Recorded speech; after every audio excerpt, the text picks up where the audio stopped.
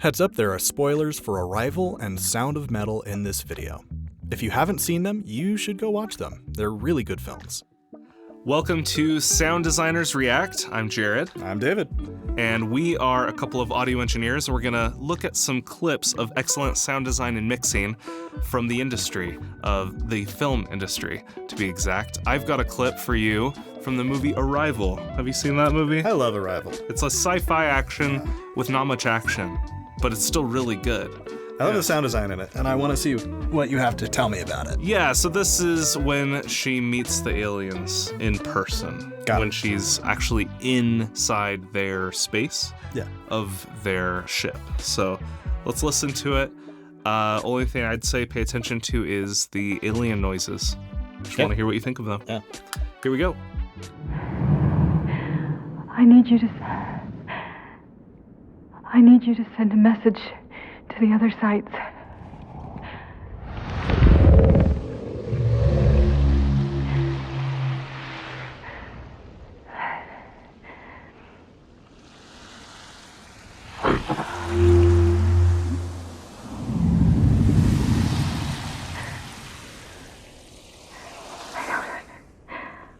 I don't understand. What is your purpose here?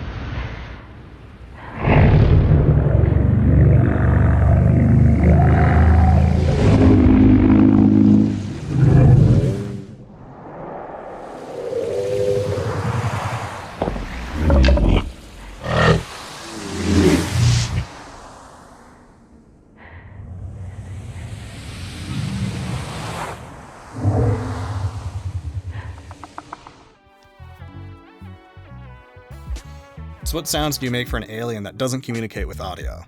You know? Right. That's I love that. At least not with humans, Right. right? Yeah, so, there are a lot of things they used for their sounds. Do you know what they used? No, I've actually never dug into it. So tell Okay, me. so I in wanna know. the commentary, they talk about that they used, so this was filmed in New Zealand, I believe. Yeah. And they used a lot of Maori instruments, like traditional Maori instruments, to make a lot of those sounds. But not just that, they used animals that were also native to the place that they were shooting in. Right.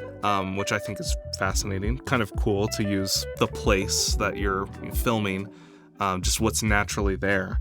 But they said there's like a camel in there, there's birds in there, and then there's like a Maori flute or wind instrument as well. And obviously they do all sorts of stuff to that, lots of filters. We've kind of talked about this before, Sure. but I think that was kind of a very cool, interesting choice. Definitely not something that you could just go out and get a recording of and then be done.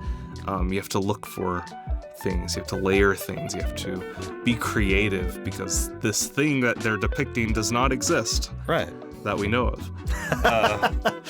Yeah. Also interesting, the EQ on her voice. What are your thoughts on that? Well, it tells me a lot about the space that she's in, because we're used to the way that human voices sound as they're traveling through oxygen. Right. Or not oxygen, I guess just atmosphere, because there's nitrogen and other gases in the atmosphere. But that's what we're used to. And so anytime you change that, it means something's different. A lot of the times it's just like they're talking on a phone, which means the human voice is traveling through copper, electrical signals, things like that. But in this case, it tells us she's not in an environment that has atmosphere the way that you and I breathe, which is interesting. Yeah. I don't remember if they really addressed that a ton in the film, but No, but you're right. I think the whole point is to sell that she is in a new space that humans probably have never been in before. And to me, it almost felt like she was underwater. Right. And also, her hair is kind of, animating as if she were underwater, so that kind of helps influence that design choice, I guess. But yeah, it's very effective. It's like, whoa, where is she? Like, what is this place? Kind of thing. Very good sound design. Yeah. What alien did you bring to show me today? I didn't bring an alien. Oh. I brought metal music. Awesome. So the Sound of Metal came out a couple years ago. It won the Academy Award for sound, and it deserved it. The whole entire film is about a metal drummer who suffers hearing loss Okay. and coming to grips with now being deaf. Okay. And so there's a lot that goes into it. His relationship with his partner, who's also in the band. There's the relationship with different people that he meets. His relationship with some drug abuse, things like that. But the clip that I'm going to show you is right near the beginning of the movie. He's already realized that he can't hear anything for about a day, and he hasn't told anyone. Okay. But the mixing of it is just really cool. So let's listen to it. Okay.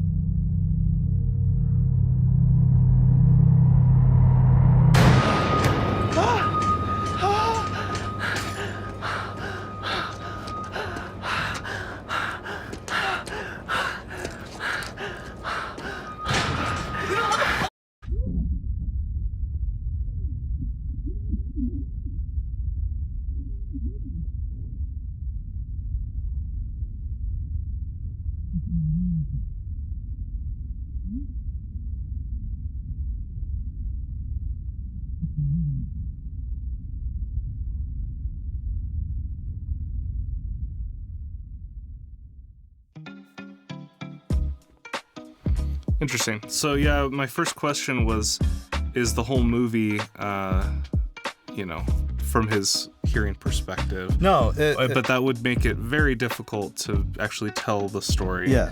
So, but this answered my question. It looks like they switch between the two, and it's not marked. It's not on a cut. It just kind of fades into it.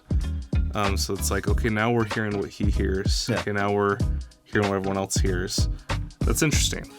It's really cool how they approach portraying deafness through audio, because there's a lot more to it than just nothing.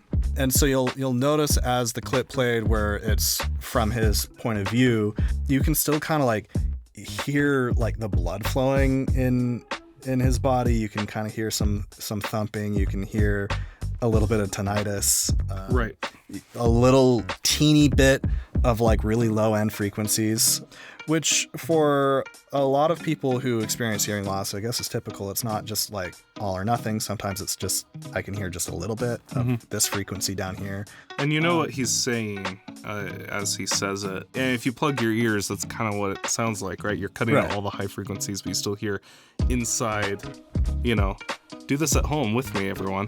Yeah. Isn't that interesting? Yeah.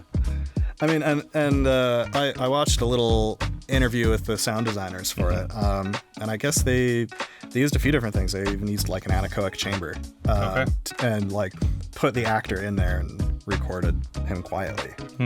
So just like a really subtle mix, but really interesting in how they handle it. There's a lot at the beginning of the film where it's from his perspective, and you can't hear the things that he can't hear. And then a lot of the midpoint of the film is more diegetic feeling. There's another really interesting clip that I didn't clip to show you, but at the end of the movie, he ends up getting cochlear implants. And the way they do the audio for that is just really, really, really interesting.